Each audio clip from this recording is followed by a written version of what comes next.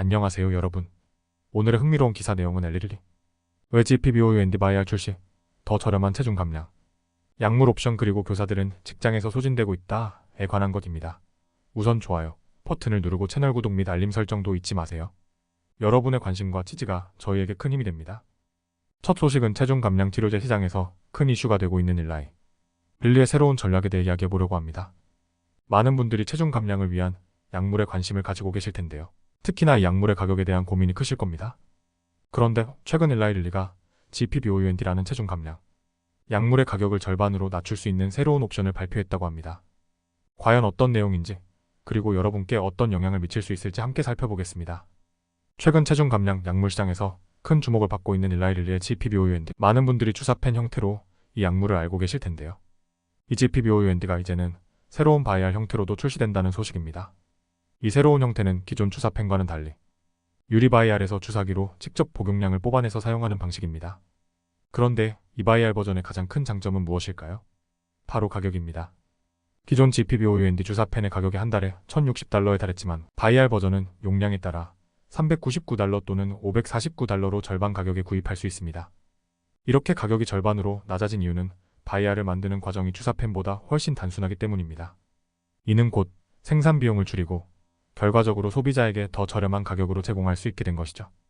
또한 릴리는 GPBOUND 바이알 출시의 또 다른 이유로 공급 문제를 언급했습니다. GPBOUND에 대한 수요가 급격히 늘어나면서 주사펜으로 많은 이 수요를 충족시키기 어렵기 때문에 생산이 용이한 바이알 형태를 추가함으로써 공급을 확대하겠다는 전략입니다. 이에 따라 더 많은 환자들이 약물에 접근할 수 있게 될 것입니다. 하지만 여기서 끝이 아닙니다.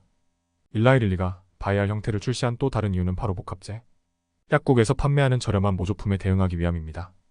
복합제 약국은 정품 GPBOUND가 부족할 때 이를 대체할 수 있는 저렴한 버전을 만들어 판매하고 있습니다. 이는 당연 릴리에게는 큰 위협이 될 수밖에 없죠. 따라서 릴리는 바이알을 통해 정품의 가격 경쟁력을 높이고 모조품과의 경쟁에서 우위를 점하려는 것입니다. 요약하자면 릴리의 GPBOUND 바이알 출시로 소비자들은 더 저렴한 가격에 체중 감량 약물을 구매할 수 있게 되었고, 이는 복합제 약국에서 판매하는 모조품과의 경쟁에서 정품의 경쟁력을 높이는 전략이기도 합니다. 또한 공급 문제를 해결함으로써 더 많은 환자들이 약물에 접근할 수 있게 되었습니다. 릴리의 이번 결정은 체중 감량 약물 시장에 어떤 영향을 미칠까요? 그리고 여러분에게는 어떤 영향을 줄까요? 두 번째 소식은 교육 현장에서 일어나는 중요한 문제에 대해 이야기해보려고 합니다. 바로 미국 교사들의 심각한 번아웃 현상입니다.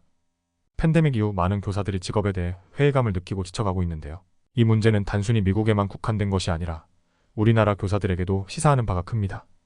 오늘은 왜 이렇게 많은 교사들이 번아웃을 느끼고 있는지, 그리고 이를 해결하기 위한 방안은 무엇일지 살펴보겠습니다.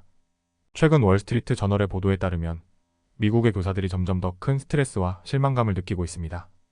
교사들은 예전보다 더 많은 스트레스와 직무 불만을 호소하고 있는데, 그 원인으로는 학생들의 행동 문제, 낮은 급여, 그리고 인공지능을 이용한 부정행위 등이 꼽히고 있습니다. 특히 학생들의 행동 문제는 교사들의 직무 스트레스에서 가장 큰 원인으로 지적되고 있습니다. 많은 교사들이 팬데믹 이후 학생들의 정신 건강 문제와 더불어 잘못된 행동이 급증했다고 보고 있습니다. 이런 상황에서 학교 측은 학생들에게 더 관대한 처벌을 적용하는 정책을 도입했는데, 이는 교사들의 불만을 더욱 증폭시키고 있습니다. 한 예로 캔자스시티의 고등학교 수학교사였던 제럴 코리 야레일은 학생들이 과제를 제출하지 않아도 0점을 줄 수 없다는 학교 정책에 실망하여 결국 교직을 떠났습니다. 그는 교사로서의 경력이 발전할 기회가 없고 가르치는 것보다 베이비시팅에 더 중점을 두는 현실이 나를 떠나게 했다고 말했습니다. 이러한 상황은 단지 몇몇 교사들만의 문제가 아닙니다. 랜드 연구소의 설문조사에 따르면 교사들 중 단 42%만이 그들의 스트레스가 직업적으로 가치가 있다고 느끼고 있으며, 이는 다른 대학 졸업자들에 비해 21포인트나 낮은 수치입니다. 2018년에는 이 비율이 70%를 넘었으나 팬데믹 이후 급격히 감소한 것입니다. 또한 교사들이 번아웃을 느끼는 또 다른 중요한 이유는 낮은 급여입니다. 미국의 교사 평균 급여는 인플레이션을 감안해도 여전히 다른 직업에 비해 낮은 수준에 머물러 있습니다. 특히 뉴햄프셔주의 한 교사는 자신의 아들이 의료기기 산업에 종사하면서 자신보다 더 많은 돈을 벌고 있다는 사실에 실망감을 표현했습니다. 그러나 교사들이 겪는 스트레스는 단지 급여 문제뿐만이 아닙니다.